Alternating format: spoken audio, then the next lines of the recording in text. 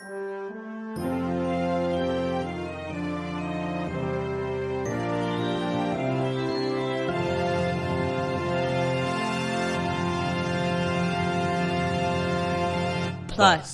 Welcome to Cellmates 30 Days of Plus. I'm Dick Ward. I'm Kate Phillips. 30 Days of Plus is, of course, a daily, unpaid, month-long exploration of everything Disney Plus. And last time we brought you almost the entire series of Muppet Moments. And we just got on a Muppet roll, so we decided to look at...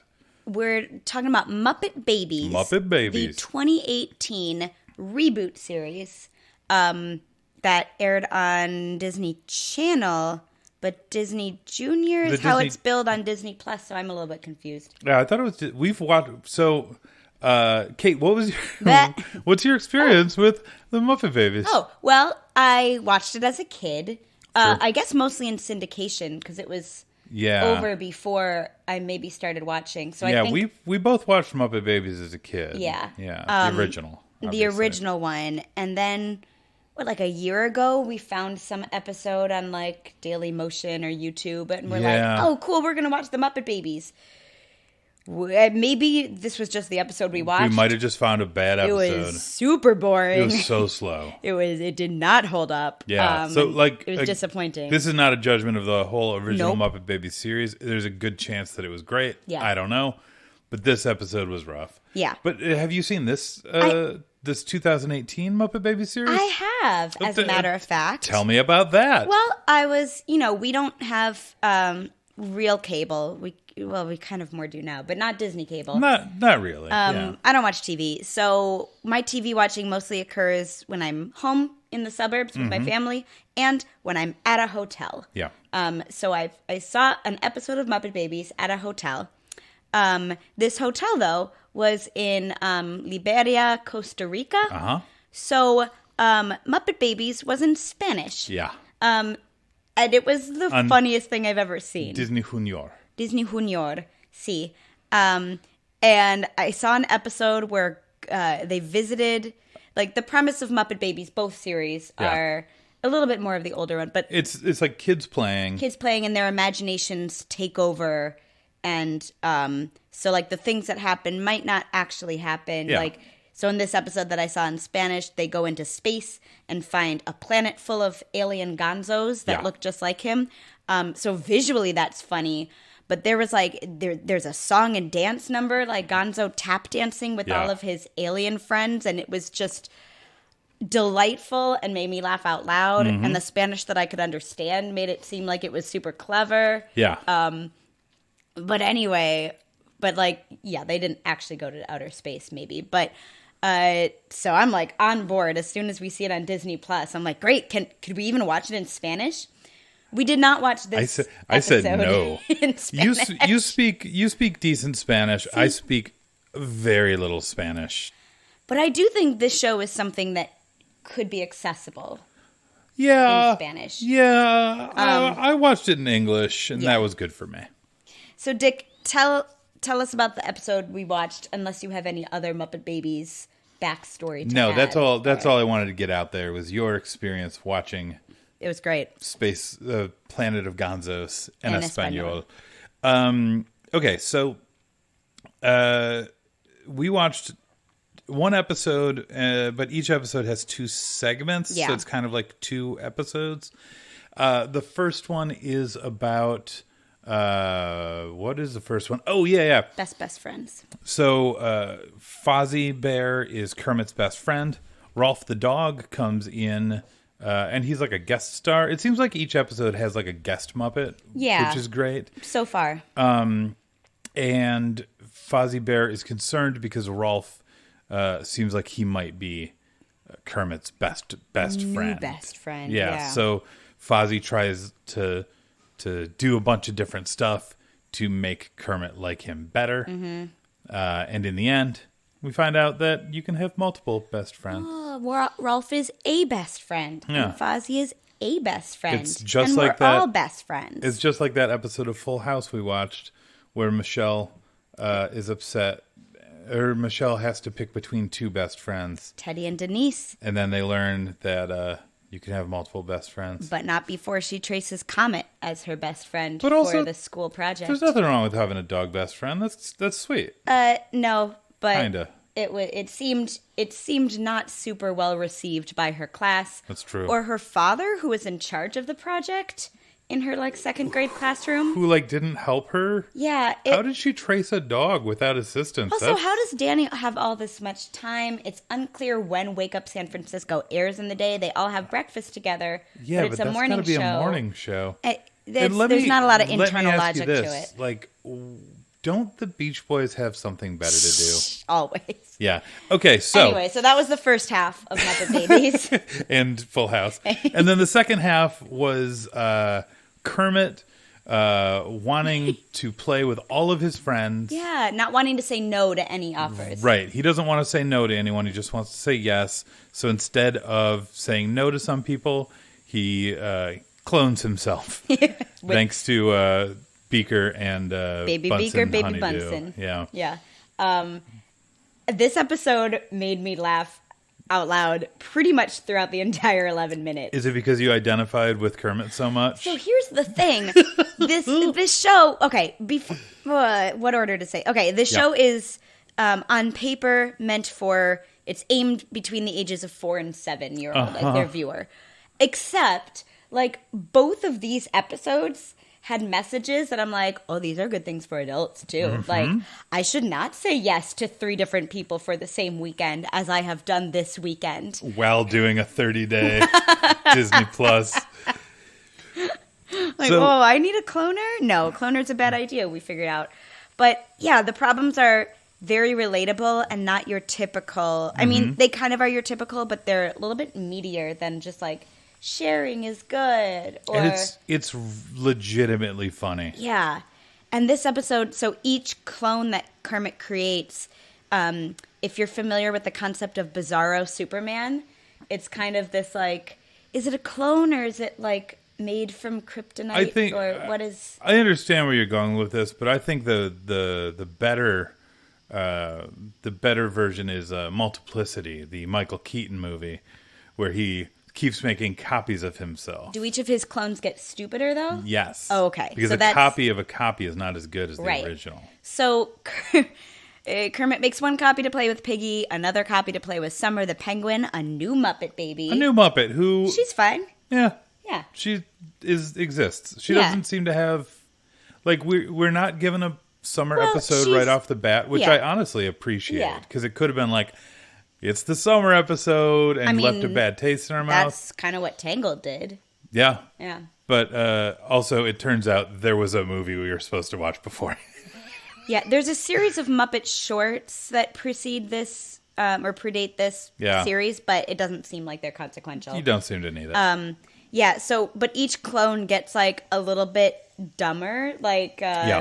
The first clone is playing with Piggy and calls her Puggy. Well, yeah, calls her Puggy. And they're planting flowers and he just plants a flower straight up upside down. Really funny. And then the next one of them is just finger painting, but he just smooshes the paint all around the paper. And it's really funny. And I wanna before I love talking about this, but I want.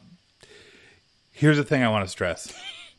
This is not a low effort show. No. They really worked on using animation to its fullest extent. They mix sometimes 2D hand-drawn style animation with this kind of CG. Yeah, the characters are CG. The characters are CG, but it's not unpleasant. Because they're CG puppets. Yeah. It's Kermit's texture is felt. Yeah. Fozzie's texture is fur. Yeah. And it's delightful. Yeah, they're really nice. They are really good-looking characters. I want to hug them all. Yeah, except for Miss Piggy. Yeah, they're kind of stuffed animal because that's kind of what puppets are. Yeah, it's wonderful. Yeah. And so the animation is surprisingly top-notch.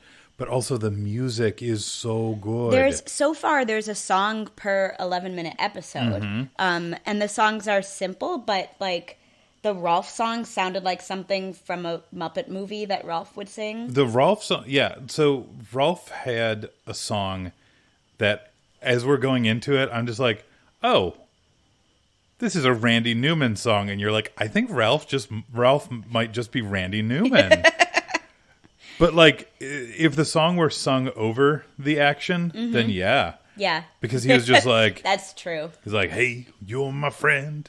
Making friends with you is really good. And cars eat gas and they don't... Except for it's better written than that, too. It's great. It's slightly better written than a normal standard Randy Newman song. Standy Newman. It's great. And there's like what's the Kermit...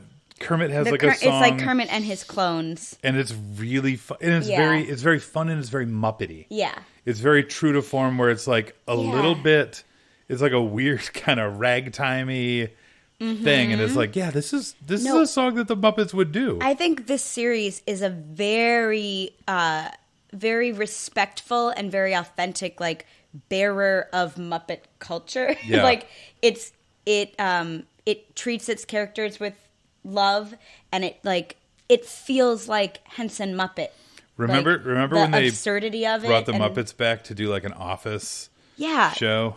That I didn't see an episode, but the trailers look like trash. Yeah, I watched an episode. Oh. I didn't watch any other episodes. And like this is cuter than the Muppets. But it's Muppet Babies, so it should be. Yeah. It's not like as subversive, but it's really fun. I think it gets the comedy right. It gets the comedy very right. Yeah. It's surprising. Like, we're watching more of this. This is going to be, and this is the first, another interesting part was that we've watched now 3 series openers, right, on Disney Plus. The Mandalorian, Tangled the series, and now Muppet Babies. And this seems like the one that we both want to watch more of, which more is than the other two. Surprising. Yeah. Like you were like, yeah, I'll watch more Mandalorian, which we're gonna watch episode 2 because it looks like there's more Baby Yoda. And that thing is cute. He looks almost like a Muppet Baby. I mean, it's Frank Oz, who did the original. Yeah. So the Mandalorian, you were like, yeah, I'll watch more of that. And Tangled, I was like, yeah, I'll watch more of that. This is the one we're both like, yeah, we're watching more. And I think it has to do with the fact that it honors what Muppets is about. Yeah. Whereas for us, I think respectively on Mandalorian and Tangled, we have reasons we do or don't love the originals. Like, I love Tangled the movie. Yeah. You love Star Wars. Yeah. I'd say probably you like Tangled more than I like Star Wars. Yes. Yeah. But watching Tangled the series, there's a certain level of expectations I have, loving the movie so much, and it didn't quite meet those expectations. Like, it's interesting, but it's a different thing. And Mandalorian was the same for you, it seems like. I expected a character. Yeah. So we don't know about the Mandalorian yet. No, we don't. We don't know anything about this main character. I don't know his motivation. I don't necessarily know that it's a him. It's No, we hear a male voice. Something that sounds like a male voice. It's a male presenting character. Yeah. I think we assume it's a male. It's acted by a male. And it seems like that flashback with it looks like a boy who's I feel like I'm in like one of those, I don't know, like a Game of Thrones or a Lost or something where it's like, we're putting stuff out there and maybe there'll be something and maybe there won't. I don't know. But I'll watch episode 2 because Baby Yoda looks adorable. Yoda, yeah. And for me, like that, I'm like, oh, there's less that I have to pay attention to in this Star Wars episode, as opposed to movies where it's like so much information is coming at me, I just shut down. Yeah. Like, it is presented, like the movies, at least in my recollection, are presented as like, there is a universe and there's a lot to know from the beginning. And Mandalorian is like, no, there's just this guy. You just need to pay attention to his interactions with one person at a time. I feel exactly the opposite. I feel like Star Wars is presented as like, hey, there's Luke Skywalker, and you're going to learn things along with him. And that's probably true. I should watch episode 4 again. The Mandalorian, I feel like, is Here's this giant universe, and here's a robot you're supposed to care about. Oh, it's dead. Here's another thing you're supposed to care about. Don't worry about it anymore. It's over. I was so relieved every time because my experience with Star Wars is here's a new person you have to remember. Here's a new person. Here's a new person. Like, why? They're not related to each other. Why introduce them if they don't matter? All these spokes off a wheel. Don't and so care. they put a spoke and then they remove the spoke. Yeah. All I need to care about is Baby Yoda. So why waste maybe the guy in the helmet? Why waste my time learning about this character if it's just gonna? Ugh. It's fine. Anyway, Muppets. Muppet Babies better than The Mandalorian. You heard it here first. Boom.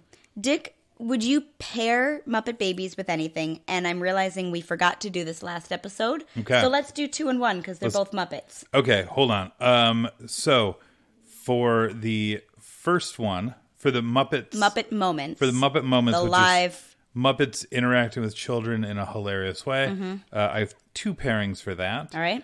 My first pairing is a video of a student in one of your classes dropping a jingle bell on his head. Oh. Because it's hilarious. He's great. But I'd just pair it with the video of that kid saying Cookie Monster while Kermit's trying to do the alphabet.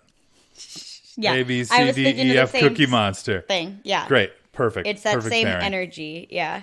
For Muppet Babies, I might pair it with like Teen Titans because it's got a similar kind of weird energy and it's like made for kids but not totally for kids.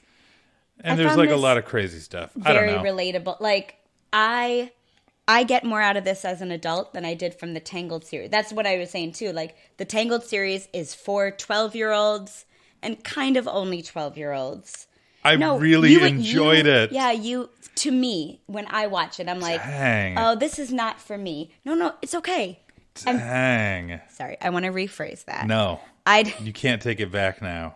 I'm 12. Muppet Babies has something for me in a way that I'm not yet seeing in Tangled, the series. Sure. Okay, so Muppet Moments. Yep. I'm a jump universes, but not puppet creators. The Henson Company is responsible for another children's show with puppets of recent years called Julie's Green Room. And Julie's Green Room is the best. It's Julie Andrews and a bunch of children Muppets learning about musical theater. It's so good. It's the best. It's on Netflix. I wish there was a second season, but the first is really strong. It's worth. But there are some behind the scenes stuff. The first episode is a little It's a little rough. But then it gets there. Yeah. Idina Menzel is either... Idina Menzel is bad with puppets. Or children. Or both. Or both. It's unclear. But so there are behind the scenes where some of those puppet children meet other children who are like taking ballet or doing things, and they're hilarious little short interviews where the puppets are just like, "Wow, you're so is it like point shoes? Yeah, that one kid wears in that one episode. I believe so. And when she goes on the point shoes, she's like 4 inches taller, and the puppets behave like she's just become a giant. Yeah. Like really cute stuff. Yeah, for Muppet Babies. What's another kids show that makes me laugh a lot? There are many. I don't know. Teen Titans is fun. Let's go with that. Can I give one more pairing? Sure. For Muppet Moments, there was test footage of the Muppets before they shot the Muppet movie because they didn't know what the Muppets would look like outside because they've only shot them on a stage. Uh-huh. So it's it's Kermit and Fozzie interviewing a cow. Watch that. Yeah. That's great. It's great. Yeah. That's all. Then that would be for Muppet Moments. Yeah. Just for in general, in life. Yeah. Cool. All right. Fantastic. Kate, that wraps up day 7? Day 7. Did we say that at the beginning? We did not. Day 7. We're getting real sloppy with these. We're going to need to start writing down notes. Cool. So thank you again for joining us on 30 Days of Plus, hashtag 30 Days of Plus. That's right. PLUS. Not you can plush. Get in contact with us. It's Cellmates Podcast at Twitter, Facebook, at gmail.com or cellmatespodcast.com. our normal thing is talking about two different animated movies, comparing, contrasting, and generally throwing a Venn diagram over them. So if you're interested in that, of course, listen to our normal episodes and every throw other us Monday. some suggestions every other Monday. Including, if all the technology goes correct, today if you're listening live. If you're listening live, it's Monday. Like live, so you know. Like new, it's so Monday, you know. And you've got 2 Cellmates episodes. It's a 2-episode day. In your library. Because why? We apologize. Why did we do this? Why? What's in it for us? Day 7. Whew. Hey. Okay, bye. Bye.